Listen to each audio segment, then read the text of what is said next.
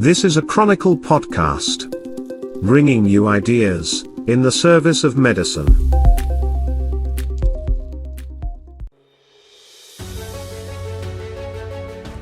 From the Chronicle podcast system, this is the NPC podcast of the National Pharmaceutical Congress for June 7, 2023.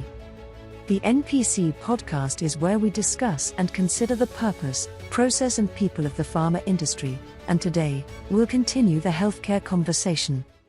This program is presented in cooperation with Impress, Canada's next-generation commercial partner. The industry is rapidly evolving, and Impress is designed to help you evolve with it. Learn more about Impress tailored best-in-class solutions at www.impress.com. Our guest today is Anne Gomez, founder of Clear Concept, a global training organization based in Toronto. Anne will join your hosts, Jim, Mark, and Mitch. And to start today's conversation, here's Mitch Shannon, CEO of Chronicle Companies. Welcome back to the NPC podcast from the National Pharmaceutical Congress. This is the special, hey, today's Mitch's birthday edition, and I'm your celebrating co-host, Mitch Shannon, just plain chuffed to be spending my 39th birthday here with my homeboys in the NPC gondola. There's bound to be some arm punching, a high-spirited sing-along, some kind of cake, and lots of other surprises. So joining the festivities on this special day is the special James Shea, General Manager of the Council for Continuing Pharmaceutical Education in Montreal. Jim, you've been explaining to me for quite a while now that it's not always all about me, but our listeners will want to know, what kind of present did you bring me? Well, actually, Mitch, this is quite embarrassing. I thought your voicemail about bringing presents meant, bring more energy. So sorry, man. Maybe later, okay? Jeez. Because those two words sound so much alike, presence and presence. Yes, I sort of see where someone else might have made that mistake. Use email next time. Yeah, you're absolutely right. Another party guest who needs no introduction and certainly needs no festive party hat is Mark McElwain, the distinguished pharmaceutical industry consultant and life sciences expert. Mark, thank you for that nice card that you picked up at Shoppers Drug Mart and paid for with Optimum points. After we've recorded today's episode, I'll take it out and read it. How does that sound? Well, it's all about the thought that counts. When I went to Shoppers, it was the best thing I could find there to give, especially now that they've managed to offload their medical cannabis division. Yeah, and that's definitely the subject of an upcoming NPC podcast episode, but we'll save that for a while. Year in and year out, we are your podcast hosts, known simply as Jim, Mark, and Mitch, because all the really creative brand names have already been taken, such as Flamin' Hot Cheetos and Volkswagen ID Buzz. So we'll make some room in the gondola, guys. Spread out and welcome in our guest, Anne Gomez. Anne, so glad you could join us this morning. Well, I'm already thrilled to be here. You guys are having so much fun. I just want to hang out with you every day. Can we make this a pattern? A daily podcast? I think we could do that. We got to save it up for a couple of months to be able to be good like this. Not getting any younger, as I pointed out. So, Anne, you are the founding president of Clear Concept Incorporated. Could you tell us a bit more about your organization and the vision behind it? Absolutely. We are a training company, and our focus is on helping people thrive at work. And really, if I kind of really peel back the curtain here, basically what my passion is, my vision and what I share with our team is I'm trying to help create this magical work experience that I had early in my career when I worked for a pharmaceutical company. I worked for a company called Searle, which is no longer, is kind of part of the Pfizer machine now. But we had this magical culture. We called it the Searle magic. And hearing the three of you banter reminds me of those Searle days. Like, people showed up, we had fun together, we were well connected, and we did great work. And that is exactly the kind of workplace that we all deserve to work in. And that's what my team and I are so passionate about helping to create, helping companies train their leaders, train their individuals on how can we create that magical culture. Well, anytime we hear the word fun, Mark jumps in immediately. So Mark has the next couple of questions. Thanks. So your work focuses on productivity. And so in your experience, what are the most pressing challenges that hold back professionals in the workplace from being more productive? So I love this question. I've been thinking about this question a lot. I go back 2 decades ago and I was a management consultant after my pharma days. And I learned a lot during that experience. And I also think that I made it more difficult than it needed to be. I think a lot of us make life and work more difficult than it needs to be. So I've been thinking a lot about productivity throughout my career. And in this day and age, I think there are three challenges we're faced with: way too many interruptions, too many priorities, and just complicating work, too much complication. Probably not a surprise to you. My suggestion is we manage the interruptions. We're not going to eliminate them. I'm going to keep getting emails, text messages, people who want to chat, dogs that need to be pet. Like, that's going to happen all day long. But what can I do to carve out some focus time? Because we also need that focus time. So how can I be responsive and accessible, but not instantly responsive? I don't need to respond. I don't have to have email open on my second screen. And if we create this culture that encourages people to carve out focus time so they can have that prime peak, in the zone level of productivity, then we're creating a better workplace. So that's first. Second, stop trying to boil the ocean. Like, we are trying to do 19 priorities at any one time. It's just a recipe for diluting our impact and creating stress and frustration. So we as leaders need to be clear on what are our core priorities. I talk about the magic of three. There's some great research around why three. And then, of course, that trickles down, right? So there's different levels of projects and initiatives aligned to that, but we can't have 7, 12, 15 priorities, or we're just diluting our efforts. And third, we all need to be open to simplifying, which includes finding opportunities to scale back, to streamline, to seek help. And I'm not suggesting we cut corners. I'm suggesting we just focus on what's most important and let go of some of the periphery. So you emphasize the importance of identifying 3 core priorities. And, I really like that. I remember one boss who had, 20 priorities, and, my line was like, no, those aren't priorities. But could you share some strategies for minimizing the impact of distractions to ensure that we get some progress on those priorities? Yeah, I think it's a communication. I think it's a negotiation, right? So there's a lot of leaders out there who are great at coming up with ideas, and I'm one of those people. So I'm really good in a meeting of saying, oh, I have a new idea. And my team actually has a joke about, oh, Anne has an idea. What a shock. So what's so important as a team, and especially for us as leaders, is to be open to exploring new opportunities, right? There's some times when it makes sense to shift our focus, to jump on an opportunity, to always be clear on the ranking. What do we focus on now versus what's a someday maybe idea? I call those future priorities. So we've got the 3 core priorities. This is what our focus is now, and always coming back to that in team meetings, in one-on-one meetings, in your own reflection, right? With your own plan, being clear on what those 3 priorities are. And that's important for us as individuals, also important for our team. And so when our team comes to us and says, I'm overwhelmed, there's too much to do, what do I work on first? We come back to that plan. And helping our team be clear on what those core priorities are is one of our most essential management/leadership roles. Because when people are trying to run with an idea you might have casually thrown out in a meeting, they're spreading themselves too thin. So that clear communication about what are our 3 priorities is something that needs to be said over and over and over again. Yeah, here. Yeah, you also believe that routines are a superpower. It's Jim here, by the way. And how individuals leverage routines into increased productivity. Can you talk about that a little bit? Oh, Jim, I'm so glad you brought up routines. I love routines. Early in my career, I heard a seasoned entrepreneur who was very kind of successful talk about the flexibility he had earned. And I thought, oh, that's the mecca of work, when you have full flexibility.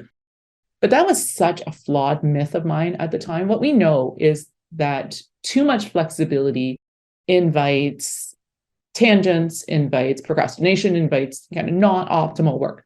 So routines are our superpower. And I would go so far as to say obsessed with studying how the most elite performers function. And so I love to interview people and kind of just glean, how do you fit it all in? How do you do so much? And what the theme I hear over and over and over again is that they build routines. They pay themselves first. They protect time for what's most important versus what's urgent, right? Because we're often seen chasing the urgent thing, but the important things, we need to carve out that time. So a routine is is not just reinventing the wheel each day. It's about saying, here's what my week looks like, my optimal week looks like. And some people have every day look similar. Some people would have like Tuesday, Wednesday, Thursdays, I go into the office. Monday, Fridays look slightly different. Some people would say, well, these days I'm doing client work. These days I'm doing product development work. These days I'm focusing on research. So days can look very different, but we're clear on how we've protected time, and we don't have to follow that routine perfectly. We just want to put that plan in place and aim to adhere to that plan most of the time. And then we're creating magic. Yeah, I like that. I like that. You also talk about simplify to amplify is a concept that's practiced by some of the best, world leaders or the most productive people in the world. Could you explain that idea a little further and maybe provide some tangible, practical tips for us? Mm-hmm. Absolutely. Yeah. One example of the simplify, filter, and action is to watch a senior person make a decision. They don't succumb to analysis paralysis. They're able to discern the key factors. They're able to rank those. They have a sense of comfort of making a decision that's good enough, right? So there's, what is the term? They're satisficing as opposed to maximizing. And we can all have a high bar, but when we simplify, we don't feel the need to go down every rabbit hole. We focus on hitting that bar, but not aiming for perfection. And one of the challenges that gets in our way of simplifying our work is a fear of failure. And this is what leads to analysis paralysis. This leads to that striving for perfectionism, that kind of concern for making a mistake. So people kind of overwork situations. They overthink situations. And so instead, we want to think of this philosophy, done is better than perfect. And that's not implying sloppy work. That's implying that getting something out there for a reaction is more important than holding it within you. Right? So, Jim, let's say we're working on a project together, booking an interim review with you. Say, Jim, this isn't fully fleshed out yet, but I want to get your thoughts here. And this now gives you a chance to say, oh, Anne, let's leave that, but let's really go down deep on here. I've just saved so much time in that work that wasn't necessary on that unnecessary tangent.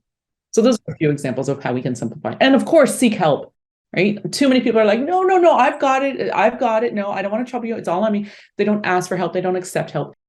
It's a team sport we're playing. Absolutely. Well, I'm glad you brought up the concept of team, because you're talking about leaders and what people, how they should be making decisions. The idea of gut feel is not, it's about wisdom and making decisions based on a certain amount of data and doing it fast. But how would you suggest measuring the strength of teams, and what factors are supposed to be considered when you're dealing with the team? Another question I love, because the strength of our team very much impacts how we work. We're not sole practitioners. We're working with teams, right? A team will outperform a group of individuals any day. The best evidence of a strong team is the strength of their connections. So a high-performance team has strong connections across the whole team. So let's say, Mark, you and I have a really strong connection, right? I know who the key people are in your personal life. I know that your dog just had ear surgery last week. I know what motivates you. I know what your strengths are. We've had shared wins. We've worked through some challenges, right? We turn to each other. We support each other in board meetings. So Mark and I have a strong connection, right? Mitch, I met him on a Zoom call a while back. I think he told me a couple of things about his personal life. I wasn't really listening, frankly. That would be a low performance team where there's spotty connections, some strong, some weak. There are some people who are on the in, they get the information. They're kind of like the in crowd. They go for coffee, right? They have friends at work. There's others who just notice that they're not quite on the end. A high performance team invests in strong connections across the board. And so a simple exercise is to have everyone on the team rank how well connected they are. So on a scale of 1 to 10, how strongly am I connected to Mitch, to Jim, to Mark? And I suggest you rank the 10 people you work most closely with on a scale of 1 to 10 and consider, do I know what their strengths are? Do I know what motivates them? Have we had some shared wins? Do we have open communication where we can talk through challenges also? Do conversations flow easily? Do I know things about them personally?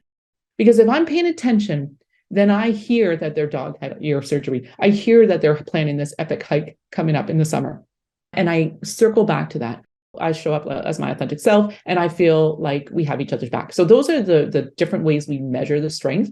And then for me to just consider those factors and rank, how strongly am I connected to Mitch, Jim, and Mark? And then get my average. And if my average is a 8.6 out of 10, I'm in great shape. If my average is a 4.3 out of 10 with wide variance in my scores, then I've got some work to do. Well, I mean, we all wrote down that today's Mitch's birthday, so I feel much closer to him now. Hopefully we'll do better in our next podcast. Yeah, there you go. We're learning about productivity from Ann Gomez of Clear Concept Incorporated today on the NPC podcast. Here's Mark McElwain with a follow-up question. So I have a question about feedback. And usually we hear lots of advice to give more feedback to our staff, but I'm going to ask about what strategies or techniques individuals can use to receive feedback and use it to their advantage effectively. You guys are hitting all the topics that I absolutely love. So feedback is a gift. Feedback helps to elevate our skills, uncover blind spots, support our development, which leads to more opportunities and more confidence and greater career success. Feedback is a non-negotiable. Feedback needs to happen. And if we want to receive feedback, we cannot just leave this up to other people. I can't control whether people are comfortable giving me feedback. I can't control how they give me feedback. I can control how well I receive and prompt feedback conversations. And so we really want to go into feedback conversations viewing it as a gift, not a threat to our social standing. And therefore, the first thing I should say when someone gives me feedback, Jim, let's say you're giving me feedback, and maybe you're under a lot of stress, and I might have, maybe I made a mistake and I messed things up for you, and you might be quite frustrated with me. And so your feedback to me could come, tasting a little bit like a bitter pill. The very first thing, and this takes some practice, the very first thing I want to say to create more opportunities for feedback is thank you. Even if my temptation is to be defensive, well, what about you, Jim? I might have done that, but you did this. I might be tempted to be defensive, but the very first thing I should say to tap into the power of feedback is to say thank you. And this doesn't mean I have to agree with everything that Jim has said. But what I want to do is keep the door open for more feedback. So I want to say thank you. Then I want to commit to reflecting, because in the moment I might feel defensive, right? Feedback does kind of hit us at our core. It feels like a threat. So I'm going to go away, and with a clear head, after a good sleep, after I've had a bit of a snack, I'm going to reflect. And then I start to think, okay, wait a second. You know what? I think there is some truth to what Jim said. He could have said it nicer, but there is some truth, right? So I'm going to reflect, and I'm going to take ownership. I'm going to assume this internal locus of control. And then I'm going to circle back. Jim, thanks again for giving that feedback. Here's what I've done differently. Here's how I've integrated the feedback. And of course, all of this is under the context of assuming it's valid, just feedback, right? If it's biased feedback, that's a whole other scenario. But that temptation to not have that knee-jerk defensive reaction is so important to resist. Thank you. I'll take that feedback.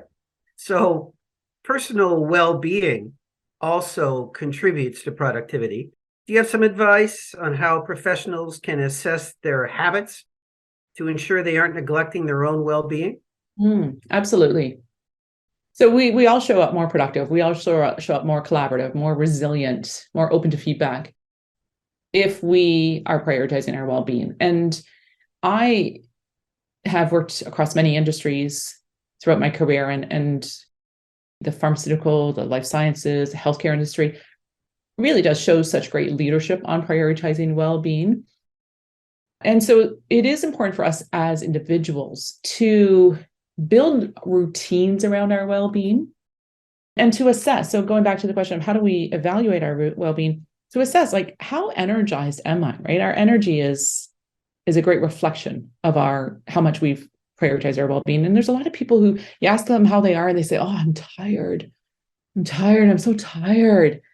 So I really try not to coach people when I'm casually seeing them sitting on the side of the hockey game. But if we're too tired, then this prompts us to have the self-reflection to say, what am I doing for my sleep routine? Sleep is a Swiss Army knife of health. Sleep is the number one. So do I have a good bedtime routine? Do I keep my room dark? Have I parked my phone far, far away? Am I making use of opportunities like meditating and journaling and affirmations to let go of the things I might be worrying about to make sure I'm having that good sleep? And then, of course, our nutrition, our physical fitness, our mindset, all of these play into our overall energy level. But I believe, once again, going back to that whole let's all thrive at work, that we all deserve to have 10 out of 10 in terms of energy, if not 11 out of 10. 11. Yeah, exactly. I got to bring more presents. There, exactly. I think you guys are all killing it. I think you guys got 11 out of 10. We wake up in the morning, we put our feet on the floor and we say, this is going to be a great day. And if we don't have a lot of energy, why is that? Why is that? Of course, we're going to oscillate on the continuum, right? This is part of the human spectrum. We're going to oscillate. We're going to have better days than others. But how can we raise our bar so that most days are fantastic days? And that can require us to raise our hand and say, I could use some help here. And we also benefit by prioritizing our well-being, like just sleep alone. Again, I am so much of a better human being when I have a good sleep. Yep. It's something that's hard to do sometimes, right? It's Jim again. So life balance, work-life balance. You hear it all the time, We're not doing it in most cases. And how frustrating is that for you when you're talking to people and, couple of off the cuff things you can tell us we should do it? So many of the things we've talked about already affect our work-life balance. Like people multitasking throughout their days means work takes longer to complete. And that's why people log in at 10 o'clock at night because they didn't get the work done earlier when they were on email all day long. Feeling really well connected to our colleagues also improves our work-life balance, right? Relationships are the number one predictor of a long and healthy life. That's based on the Harvard longitudinal study of happiness and well-being. The other thing are routines that we've talked about. So knowing when your work starts and when it ends, right? Work expands to fill the time allotted. So if I'm going to shut down when the work is done, I will never turn my computer off. So we need routines. I think about my first manager in pharma. I was a pharmaceutical rep at the time. So we were a virtual team, ironically, way back before, it was the hot thing. And so we were out in the field all day, and then our leader told all of his direct reports, all of us, that we could contact him in the evening. If we have questions, that's when we would get in touch with him. But he said, not between 6 and 8 p.m. because he had a young family at the time. He said, that's when I do dinner. We're doing bedtime. And he held those boundaries. It's so important for us to establish our boundaries. And if there's exceptions, yes, there's exceptions. But we need to know what our boundaries are. And then we work proactively to manage within those boundaries. So book yourself a class at the gym, book yourself a walk with your neighbor, right? Whatever it is, to create some structure in your day. Those routines really help us to create that work-life balance. I remember having a CEO at Merck Frost where he came in at 9 and left at 5. Why? Not because he didn't that he was finished his work. It's because he had to demonstrate to those around him that work-life balance was something important. And the guy was, working at night like crazy. We know that. But he had to demonstrate to everybody else that if he could do those hours in and out on time, then everybody else can try and do that too. So it's, trying to walk the talk is important too for leadership. So can I add something to that, Jim? Because I just think that's so important for us to model that as great leaders, which is not to be sending emails evenings, weekends, nonstop. So there was lots of companies that implemented policies around this, recognizing the importance of work-life balance. But years ago, Johnson & Johnson Consumer Division launched a Freedom 6 to 6 program where no emails were to be sent between 6 p.m. and 6 a.m. If you, as a leader, have decided to shift your work hours and you want to create emails at 8 o'clock at night, go for it. But are you prioritizing your own well-being? And make sure you put a delivery delay so that you're not creating the expectation that your team is responding, because they're going to listen to what you do, not what you say. You might have that postscript that says, only respond to emails in your working hours. No, they're going to listen to what you're doing, which is you work in the evening. Yeah, for sure. You've mentioned in some of your responses to our questions the idea of booking time to do, and you said, activities and, to get out there kind of thing. Well, let's switch to that too. I mean, building movement into the day, we hear now that sedentary lifestyle is, worse than smoking. It's worse than this. It's the worst thing possible. And my 15 minutes a day of exercise isn't going to work out for me. I have a standing desk. I have a treadmill. When I go down from the gondola, that's my exercise for the day. But where I sit, I have a treadmill 15 feet in front of me. I have a stationary bike 6 feet from that. Guess what? I rarely use those stupid things. Important things, I should say. I'm the stupid thing. So, what are some of the practical tips that you can provide me and others who choose to listen? Strategies for actually incorporating more movement into daily routines while I'm bringing presents. I love it. I love it. So, okay. So you're right. A sedentary lifestyle is horrible for us. Our bodies are designed to move. And yet with all of us who our job involves working on a computer, it's really easy to sit for most of our days. And a lot of leisure time is spent with sedentary activities, right? What do we do when we get together with an old friend? We sit down at a restaurant, we sit down. So how can we make some shifts here? Can we do walking meetings, right? So Jim, you could hop on that treadmill and do a planning meeting with your colleagues, hop on your bike. I think it would be great if you were on your bike during podcasts like this. Yeah. So can we get up and stretch during the day? Can we have accountability? Right. So there's great devices. I track my steps on my watch. Mitch, I know you were holding up your watch earlier. That accountability helps me make sure that I get off my butt. So today I've been on a lot of calls where I don't want to be I have a treadmill desk and I'll go on it for internal calls, but not for external calls. So here I am sitting about halfway through my workday, and my step count is pretty crummy, I hate to admit. So I have this kick in the butt, kind of the self-imposed kick in the butt to make sure I'm active. I'm not sitting. And the thing with habits, so Jim, when I think about your treadmill and when I think about your bike, commit to tiny steps that are so small you can't fail. This is how we build habits. So let me tell you how I built my flossing habit. See my teeth? How nice they are? Yeah, thank you. I've always been a great teeth brusher, right? But flossing, I used to be more like the week before the dentist and maybe the day before. Yeah. Okay. So BJ Fogg wrote a book called Tiny Steps. And in this book, he talks about habit formation. He says, if you want to start a flossing habit, commit to flossing one tooth, which sounds ridiculous, right? Ridiculous. So that night after reading that, I looked in the mirror, I brushed my teeth and I thought, okay, I think I can do one tooth. And so I flossed one tooth and then I ended up flossing all of them. I usually floss all of them, but I celebrate success after one tooth, a step that's so small you can't fail. So Jim, I would suggest that you commit to getting on one of those, your bike, your treadmill, for 1 minute a day. And then it grows from there. Make it happen. And it's Mark again. So tiny steps towards the end of the podcast. And we're going to invite you now to play our word association game. So just go ahead and say the first thing that comes to your mind in response to each of the following words. So are you ready, Anne? I am. I'm a little bit afraid, but I'm ready. That's great. Okay. Productivity. Making time for what you value most. Collaboration. Trust. Routine. Superpower. Leadership. Helping people thrive. Wellness.